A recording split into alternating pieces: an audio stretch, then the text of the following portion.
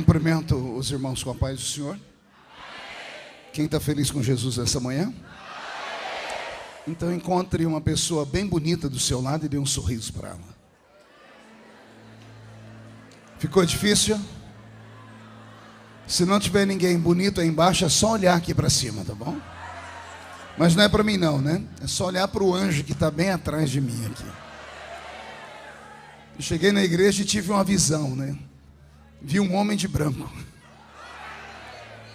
É uma alegria muito grande estar de volta a esta linda igreja e falar com o povo mais abençoado do Brasil. Eu sou paulista, mas eu tenho um pé aqui em Minas Gerais, viu? Até porque esse é o único povo que tem um idioma só deles, né? O Aiso. Alguém trouxe Bíblia aí? Então abra sua Bíblia comigo.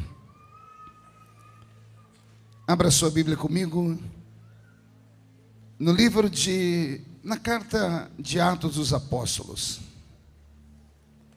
o capítulo de número 2. Atos dos Apóstolos, capítulo de número 2. Deus é fiel e está presente nesse lugar. Só queria pedir para o sonoplasta, me dá um pouquinho de agudo aqui em cima do altar, por favor. Atos, capítulo de número 2, e o versículo de número 4. Quem encontrou, diga amém. Está escrito assim: e todos foram cheios do Espírito Santo e começaram a falar em outras línguas, conforme o Espírito Santo lhes concedia que falassem. Só esse versículo. Feche a Bíblia, coloque no banco, na cadeira, e pegue na mão da pessoa mais perfumada do seu lado e aperte a mão dela com carinho até ela dizer aleluia. Pentecostal que não faz barulho está com defeito de fabricação, não é? Vamos orar? Pai, nós te exaltamos e te glorificamos. E nós entendemos que nesta manhã o céu está aberto sobre o templo dos anjos. E dentro de alguns minutos este lugar ficará pequeno para o tamanho da glória que o Senhor mandará do alto dos céus para este lugar. Os que vieram tristes começarão a saltar de alegria.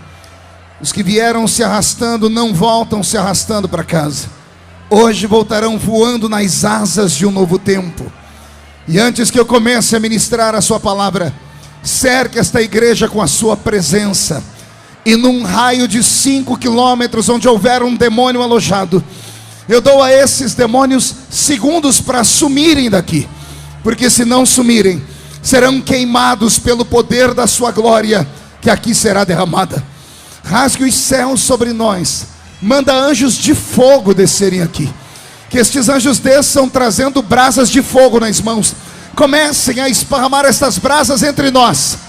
E onde houver um crente cheio do Espírito Santo, pega ele nesta manhã, Senhor, e coloca ele no seu coração. Fala conosco, fica conosco. É o que eu te peço agora e sempre. E toda a igreja diz: os que podem, tomem o seu assento aplaudindo a Jesus, porque Ele é bom, porque Ele é maravilhoso. Querida igreja, noiva do Cordeiro, simpatizantes da nossa fé, amigos que vieram de perto, que vieram de longe para esta linda Santa Ceia. O culto de Santa Ceia é um culto de vitória. Todos os cultos são cultos lindos, mas o culto de Santa Ceia tem um ar de vitória. Foram 30 dias em que o inimigo da sua alma armou ciladas, usou pessoas, usou situações, usou até familiares para tentar roubar a sua fé, roubar a sua paz. Você entrou num campo de batalha, foi ferido, alvejado. Alguns chegaram aqui se arrastando, mas chegaram. E quando você participou do corpo e do sangue de Cristo, você mandou um recado para Satanás. Você disse assim para ele: me aguenta mais 30 dias, porque o meu destino é o céu. Só quem vai morar no céu dê um grito de glória a Deus. Eu fui muito tocado nesse culto desta manhã. Desde o princípio, nos louvores, na ministração do nosso pastor, nos milagres que nós vimos, no andamento do culto, na forma como os crentes adoraram. E enquanto eu assistia o mover de Deus, o Senhor falava comigo: tudo isso é porque o Espírito Santo está convosco. Não é a voz do pregador, não é a performance de quem canta, não é o timbre da voz daquele que está louvando, não é a forma que dançamos, não são palavras emotivas, não são jargões evangélicos que mexem com o nosso coração. O que mexe com o coração do homem é uma presença invisível daquele que fez os céus e a terra e que habita entre nós e está conosco nesta manhã.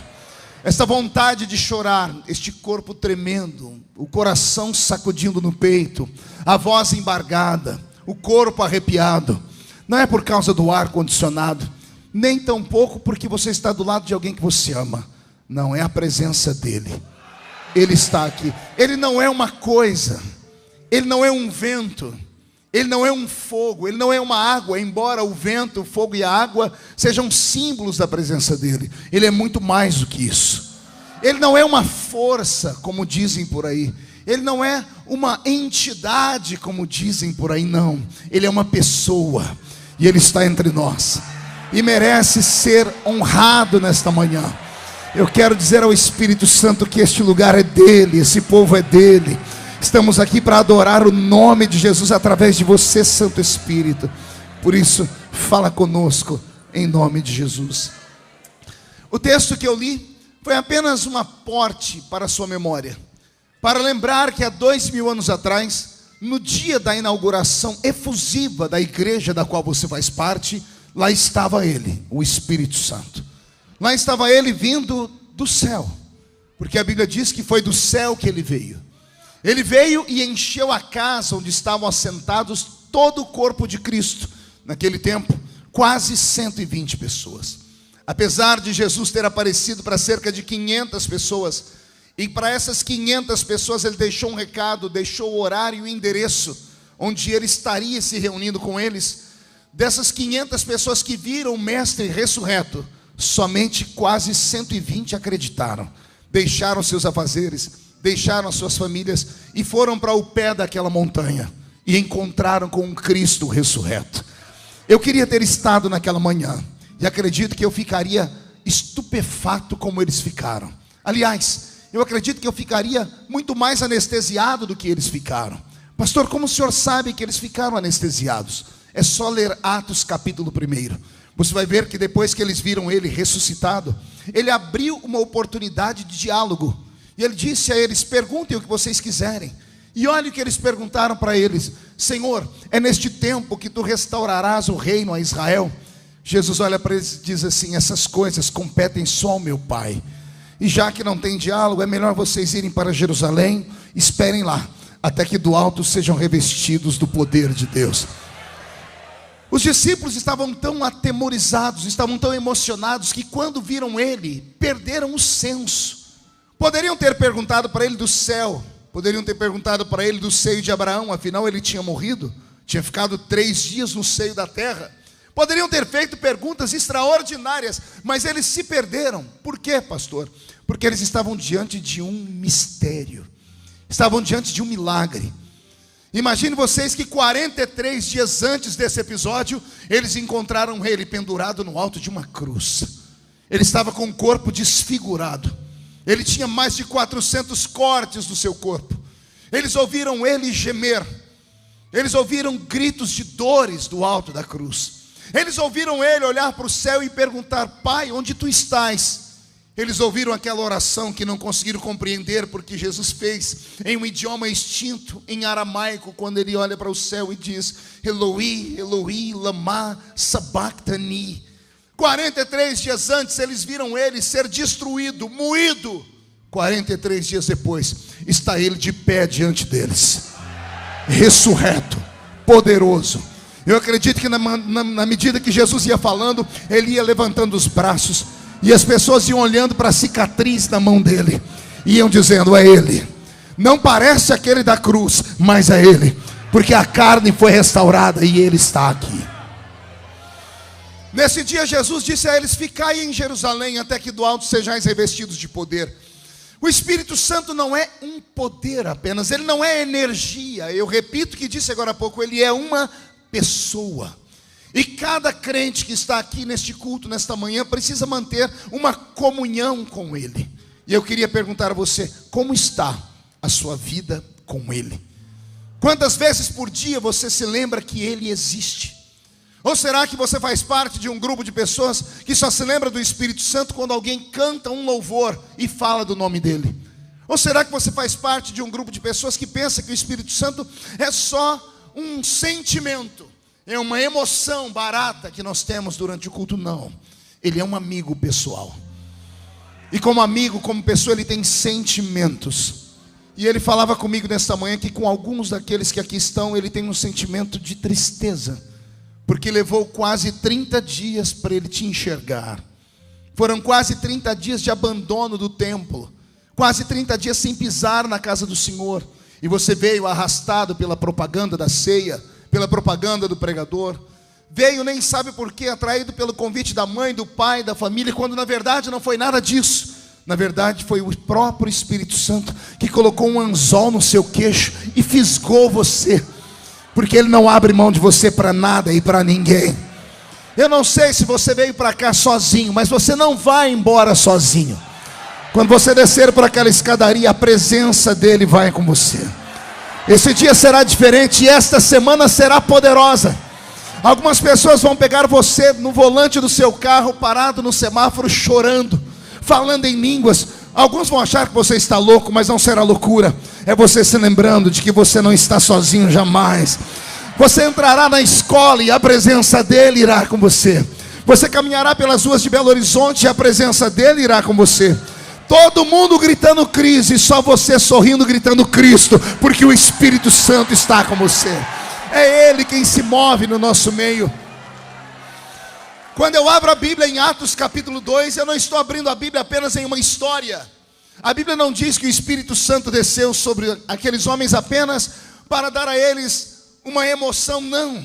O que acontece em Atos capítulo 2 é um reflexo do que aconteceu no livro do Gênesis, do 1º ao 8º capítulo. Do 1º ao 8º capítulo da Bíblia nós temos a degeneração do ser humano. Nós temos o homem se perdendo. Nós temos o homem morrendo por dentro. Nós temos o homem perdendo a comunhão com Deus. Nós temos o homem perdendo o seu status de filho de Deus. Nós vemos o homem se curvar diante daquilo que o diabo colocou diante dele. E o homem cai em miséria, em pecado. E é o próprio Deus que vem a um homem justo na terra. A terra toda, Deus só encontrou um. E a esse justo Deus disse a ele: o meu espírito não ficará para sempre com o homem. O meu espírito não contenderá mais, não lutará mais com o homem para trazê-lo à minha presença. Senhoras e senhores, irmãos em Cristo que aqui estão, o que nos difere dos anjos, o que nos difere dos animais irracionais, é esse dispositivo que temos dentro de nós. Os animais não têm espírito de maneira alguma, só são alma. Os anjos têm espírito, mas só em forma de fôlego de vida. Somente o homem tem dentro de si, além do seu próprio espírito, o Espírito Santo de Deus. Só o homem tem isso. Os animais não têm, os anjos não têm, os demônios não têm. Mas esse mineiro que está sentado do seu lado, comedor de arroz, de feijão com farinha, esse mineiro, quando abre a boca para dizer Deus é Pai, só faz isso porque o Espírito Santo se move dentro dele. Eu queria que você se abrisse neste momento para sentir a presença dele. Eu imagino que ele está ficando feliz. Ele entrou triste porque há muito tempo não te via, mas bastou o pregador começar a te dar algumas palavras e você começou a se lembrar de que você só é o que é porque ele está dentro de você. O Espírito Santo é tudo que nós temos. Posso ouvir um grito de glória a Deus? Robson, mude a música para mim. Se você abrir a sua Bíblia Sagrada, no Velho Testamento inteiro, você vai compreender o que eu estou dizendo. Lá no Gênesis, o meu Deus arrancou o Espírito Santo da terra, e a raça de seres humanos que se levantou eram seres humanos horríveis, que não mereciam nem o olhar de Deus. Esconde lá a sua atenção. Se você ver os homens que vieram depois de Noé, os homens que construíram, por exemplo, a Torre de Babel, liderados por Nimrod, A Bíblia diz que Nimrod era um poderoso caçador, mas isso não é um elogio. A palavra poderoso caçador significa um homem violento e assassino. Nimrod foi um homem tão violento no seu tempo que matou o próprio pai para dormir com a mãe e ter filhos com ela. A raça de seres humanos que se levanta na terra sem a presença do Espírito Santo não podiam nem ser chamados de seres humanos, porque o homem que não tem a presença do Espírito Santo dentro dele, ele se iguala ao nível dos animais irracionais. Ora, uma vez perguntaram para mim: pastor, na sua mente, no seu pensamento, qual é o maior símbolo de um homem sem o Espírito Santo nessa terra? Para mim, o homem sem o Espírito Santo, ele é muito parecido com um suíno, com um porco. Pergunte por quê? Só digo se todo mundo perguntar. Você sabia que porco não olha para cima? Você nunca vai ver um porco olhar para o céu. O pescoço dele não tem articulação para isso. Ele só olha para a terra. Por isso só se mete em porcaria. Por isso só se mete em coisas sujas. Por isso gosta de lavagem. O homem sem o Espírito Santo não consegue olhar para o céu. Ele acha que ele é dono do seu próprio nariz. Ele confia na força do seu braço. Ele confia na força da sua mente. Por isso que quando tudo dá errado, ele pega e dá um tiro na orelha. Porque ele é como um suíno. Pastor, e o homem que tem o Espírito Santo, qual é o símbolo dele? Se o homem sem o Espírito Santo é um porco que só olha para baixo, o homem que tem o Espírito Santo é como uma águia que só olha para cima. O homem que tem o Espírito Santo dentro dele é como uma águia. Uma águia, quando está diante de uma tempestade, qualquer outra ave tem 3 caminhos a tomar. A ave chamada águia só tem 2. Qualquer outra ave, quando está diante de uma tempestade, ela tem 3 caminhos. Ou ela vai por cima, pelo meio, ou ela aterrissa e espera a tempestade passar. A águia não. A águia só conhece 2 caminhos. Ou ela rompe a tempestade, ou ela voa por cima da tempestade. É assim o homem com o Espírito Santo. O homem sem o Espírito Santo é como uma tartaruga de casco para baixo e pé para cima. Já viu isso? Ela se movimenta, mas não sai do lugar. Faz o que faz e nada dá certo. Agora um homem cheio do Espírito Santo é como uma locomotiva acesa. Ou você sai da frente, ou ele te atropela. Porque a glória e a graça de Deus está sobre a vida dele. O diabo te odeia. Satanás te inveja. Porque ele sabe que para tocar em você é quase que impossível. Chega a ser um desaforo. E às vezes eu não devia, mas às vezes eu tenho pena do diabo. Quer perguntar por quê? Ele passa horas, dias, semanas, meses arquitetando um projeto. Ele é bom em projeto. Ele é o maior psicólogo do universo. Ele esteve com o primeiro homem e derrubou ele. De lá para cá ele conhece a estrutura do ser humano. Ele sabe exatamente como pegar você. Ele sabe exatamente como armar uma cilada de derrubar. E ele conhece o que está escrito na palavra: a alma que pecar, esta morrerá. O salário do pecado é a morte. Ele sabe exatamente para onde você vai quando você erra. E ele vai, faz de tudo. E de repente todo o projeto dele, do nada, é destruído. Todo o projeto dele não funciona. Tudo porque em um culto como esse, ele não consegue tocar mais em você. Porque o Senhor tem pena dele. Eu vou te dar os exemplos e eu quero ver se você consegue ficar sentado ouvindo. Eu vou provar para você que o diabo, quando olha para você, ele sabe mais as autoridades que você tem do que você próprio. O diabo sabe mais a força que você tem do que você próprio. Se você soubesse quem você é e a autoridade que você tem, você não ficaria de ombro caído, nem com essa cara feia, parecendo que foi batizado num pote de vinagre. Vou provar para você que você é praticamente invencível. O diabo, para tocar em você, a primeira coisa que ele tem que romper é com um anjo que está do seu lado. O anjo do Senhor acampa ao redor daquele que o teme e o livra do mal. Quem tem um anjo ao seu redor aí? Os anjos de Deus estão ao seu redor. Pastor, e se o meu anjo não der conta? Fica tranquilo, a matemática já está feita desde a eternidade passada. Caiu 1/3 dos anjos. Faz assim comigo, 3. Faz assim. Diga, caiu 1/3. Abaixa um dedo. Mostra para o seu irmão, diga, olhe para mim. Põe 3 dedos na cara dele. Diga, tinha 3/3 de anjo. Caiu 1/3. Desce um dedo. Diga para ele, sobrou 2/3. Pergunte para mim, o que significa isso, pastor? Para cada demônio que se levanta contra você, tem 2 anjos para quebrar ele no pau. Tem 2 anjos para arregaçar com ele.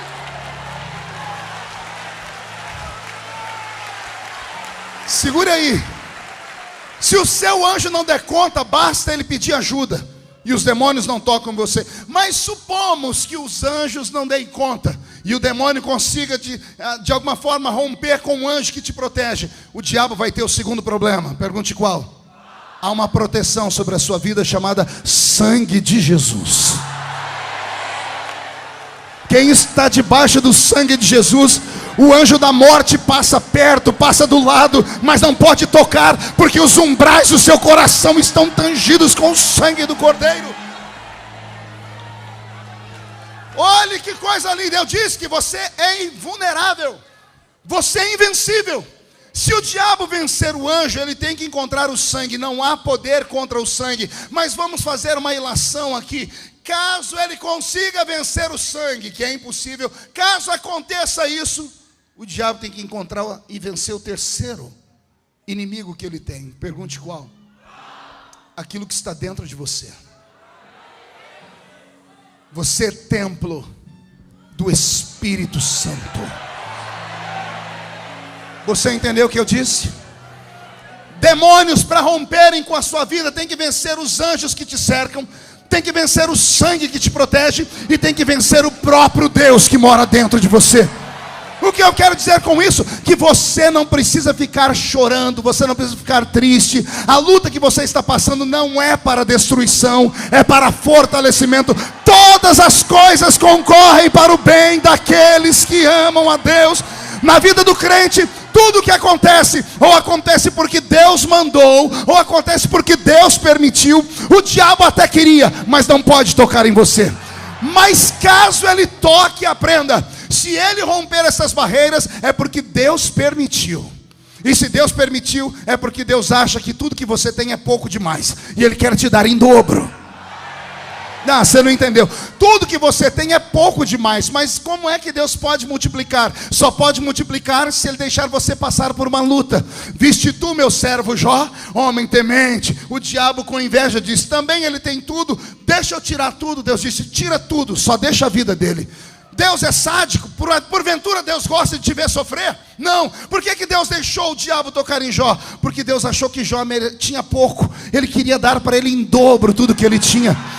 Pastor, o que o senhor está me dizendo? Eu estou te dizendo que você não tem mais que se sentir o verme do carrapato. Você não tem que se sentir inferior a nada, nem inferior a ninguém. Quando sair por aquela porta, sai de cabeça erguida, peito estufado, pisa firme no chão, entra na rua da sua casa, chama os demônios para a briga, chuta Satanás para o inferno e reage diante do Senhor. Você crê nisso? Mão direita erguida ao céu. Agarre o ombro de quem está do seu lado, por gentileza. Chacoalhe a pessoa até ela ficar irritada. Não é para agarrar, com força, chacoalha. Diga: Deus te trouxe aqui para isso. Sacode a pessoa com força. Diga: Deus te trouxe aqui para sacudir a sua vida, para sacudir a sua família, para sacudir a sua chamada, para sacudir o seu ministério. Se você serve a este Deus, tire o pé do chão para adorá-lo.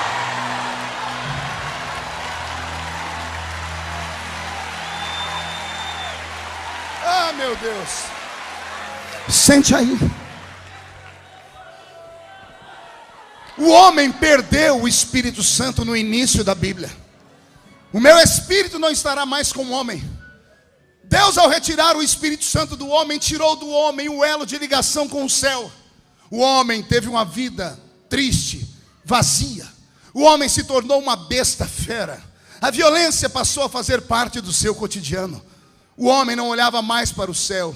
E desde a eternidade passada, alguém lá no céu percebeu que o homem não podia ficar sem o Espírito Santo. Como assim, pastor? A Bíblia diz que Jesus Cristo intercede por nós desde a eternidade passada. O Cordeiro foi morto antes da fundação do mundo. Olha o que a Bíblia diz. Jesus, sentado à direita do Pai, olhava para a terra e via o ser humano perdido. Via os homens se matando. Via os homens promovendo toda sorte de miséria.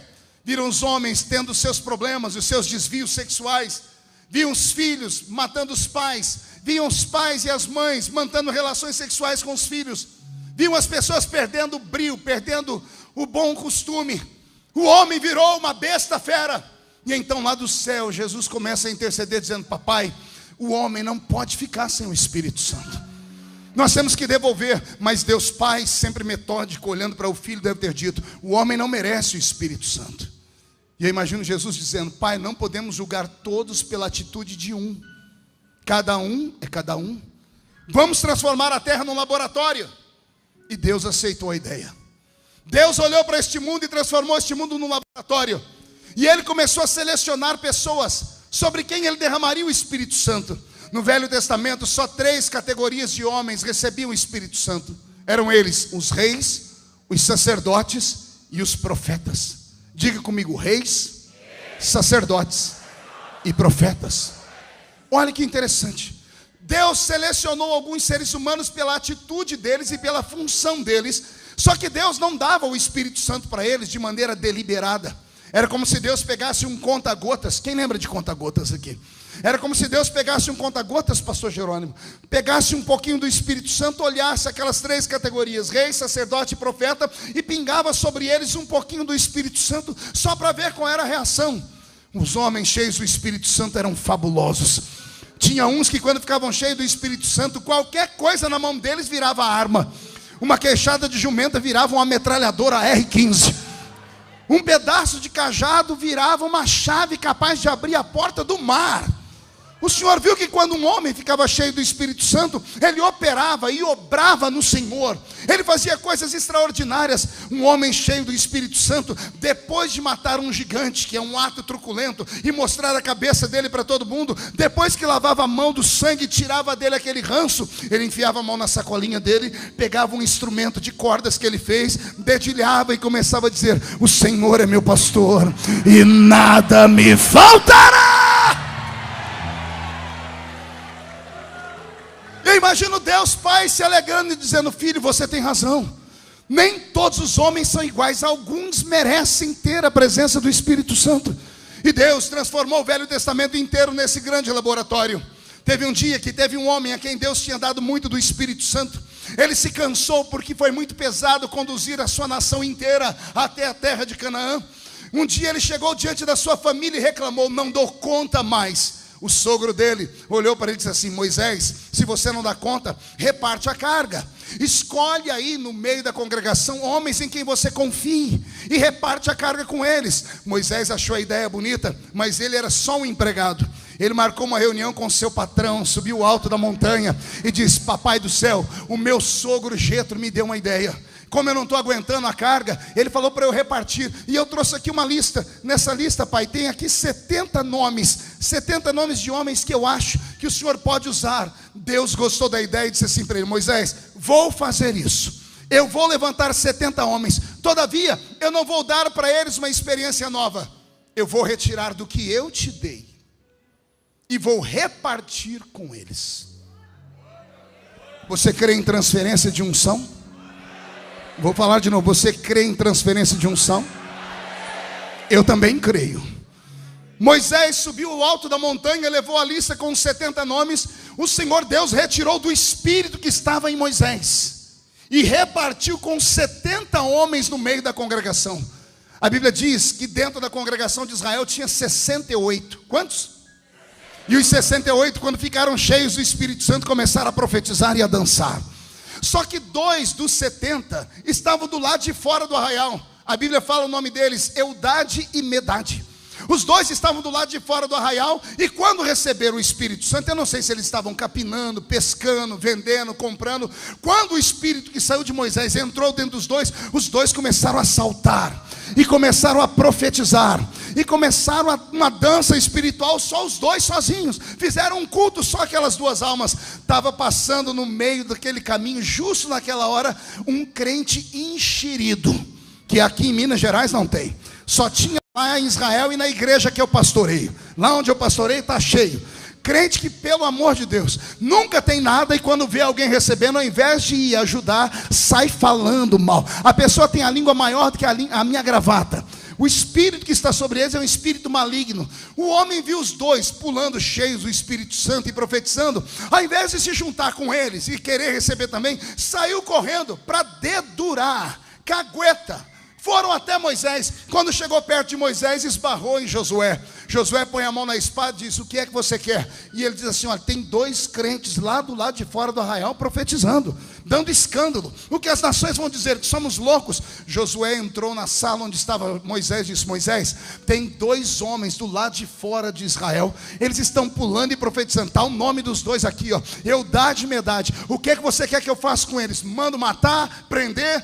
Josué olhou para Moisés e viu o velho Moisés ficar de pé, abrir um sorriso e falar assim: ah, Josué, quem dera não só os 2, quem dera não só os 68, quem dera todo Israel fosse cheio do Espírito Santo.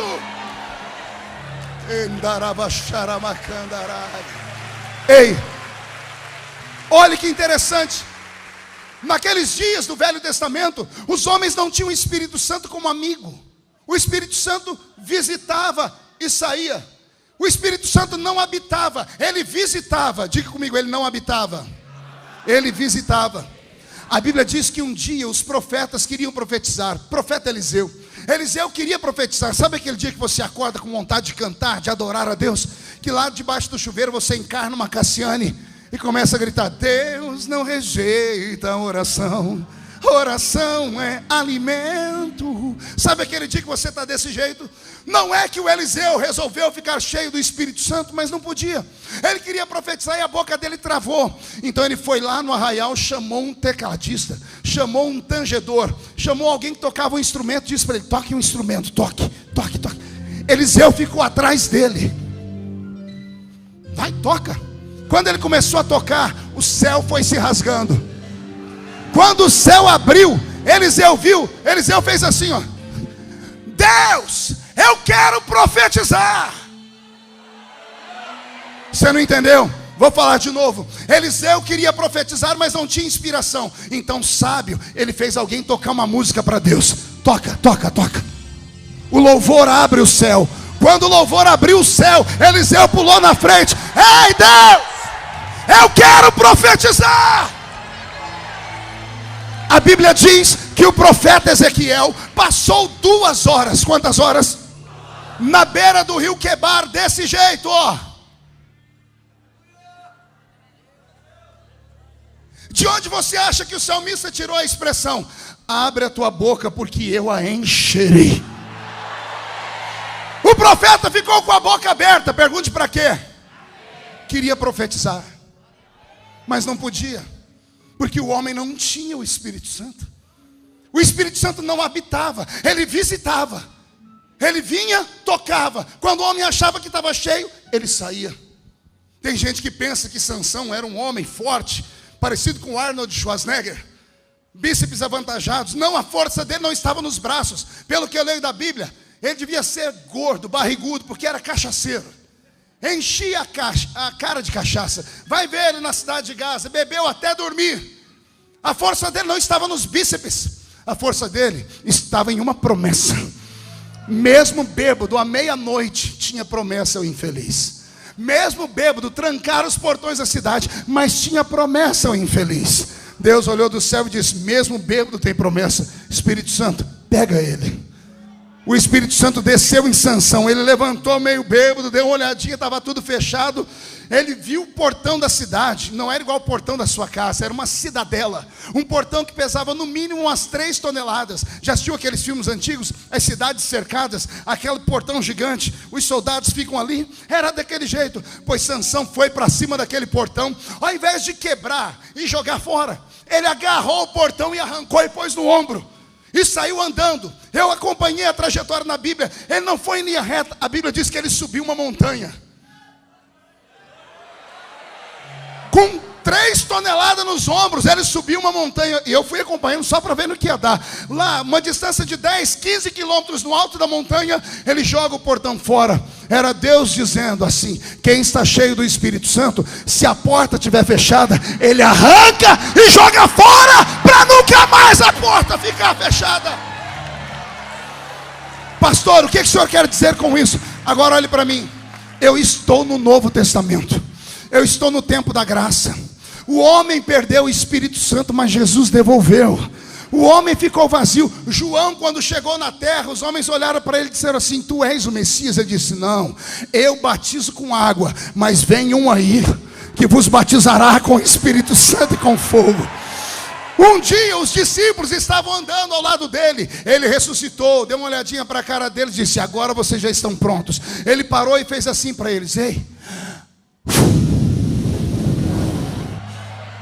Ele soprou sobre eles e disse: recebei o Espírito Santo.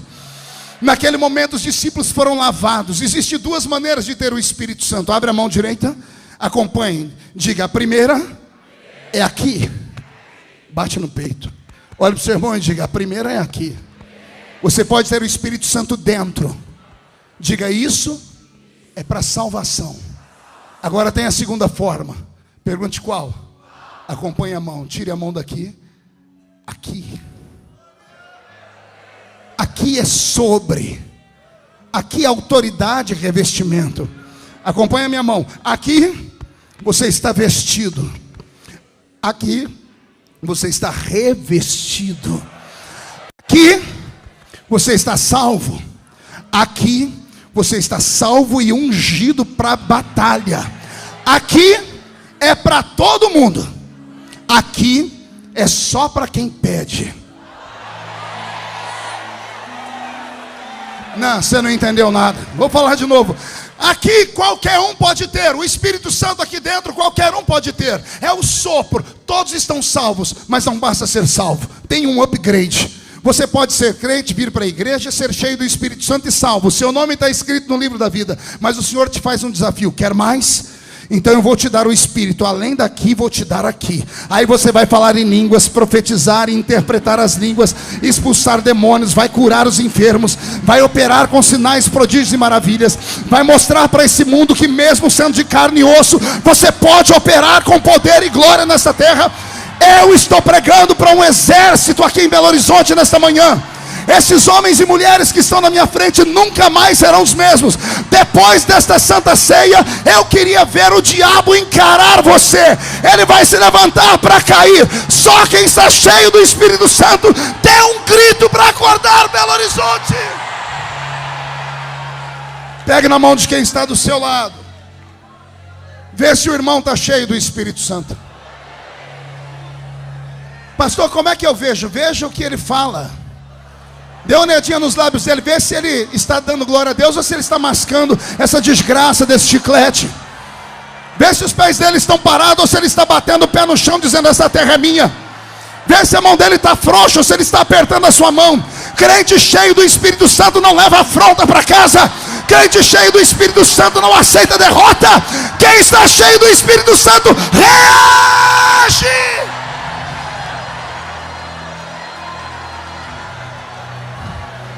Você crê em milagres? Segure a mão do seu irmão, vou terminar aqui. Você crê em milagres? Eu profetizo que quando você for para casa hoje, adorando a Deus e conversando com o Espírito Santo, você vai se lembrar que você não tem sobre si um conta-gotas. Ele veio morar dentro de você e te deu uma fonte de água viva. Não é mais gotas. Agora a água viva jorra de dentro de você. Por onde você passar, a sua sombra curará os enfermos. Por onde você passar, o seu olhar vai transformar vidas. Por onde você passar, vai acontecer sinais, prodígios e maravilhas. Se você acredita nisso, aperte a mão do seu irmão e solte um brado de vitória. Um brado de vitória.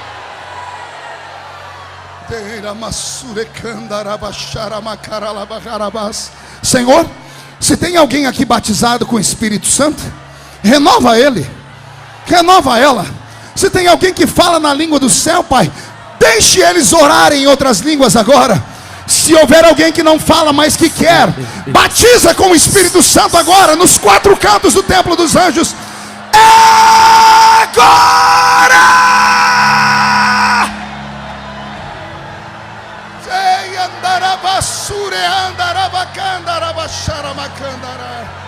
Solte a mão do seu irmão, levante a mão direita bem alto e diga comigo: Deus, me dá poder e autoridade. Diga em nome de Jesus: todos os demônios que me esvaziaram, que me venceram, machucaram, roubaram a minha família, roubaram os meus projetos, eu ordeno, venha para a palma da minha mão agora, fecha sua mão com autoridade. Eu vou contar até 3, você vai jogar no chão e vai pisar em cima. Quando você pisar em cima, você vai começar a orar em línguas. Você vai abraçar pelo menos 2 pessoas e vai dizer a elas: você está cheio do Espírito Santo. 1, você nunca mais será o mesmo. 1,5, sua família vai sentir orgulho de você. 2, quem viver verá, para ver os sinais que vão te seguir depois desta manhã. 2,5, Belo Horizonte é a capital do avivamento desse meu país. 3, jogue no chão, pise em cima e ore em línguas e abraça. Quem já pisou no Santo dos Santos em outro lugar, abrace alguém do seu lado, não sabe viver. Abrace, você está cheio do Espírito e onde Santo. estiver, clamar pela glória, a glória de Deus.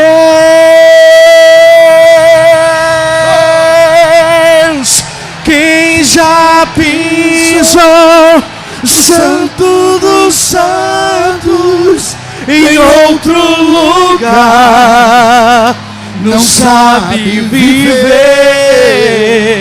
E onde estiver, clamar pela glória, a glória de Deus. Quem pode aplaudir a Jesus? Quem pode aplaudir e gritar? Quem pode aplaudir e gritar e dar um pulo para cima? Quem está cheio do Espírito Santo? Senhor, eu encerro este pequeno sermão te agradecendo, porque Tu és real, Tu és verdadeiro. E eu profetizo que este dia será um dia especial. E esta semana será uma semana de surpresas e milagres, porque o amigo Espírito Santo caminhará conosco. E só quem crê dá mais um grito de glória a Deus. E tome o seu assento aplaudindo a Jesus, porque Ele é bom.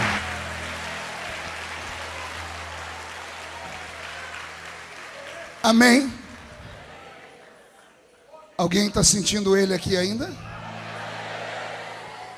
Pastor, tem algum segredo para eu receber o Espírito Santo? Tem.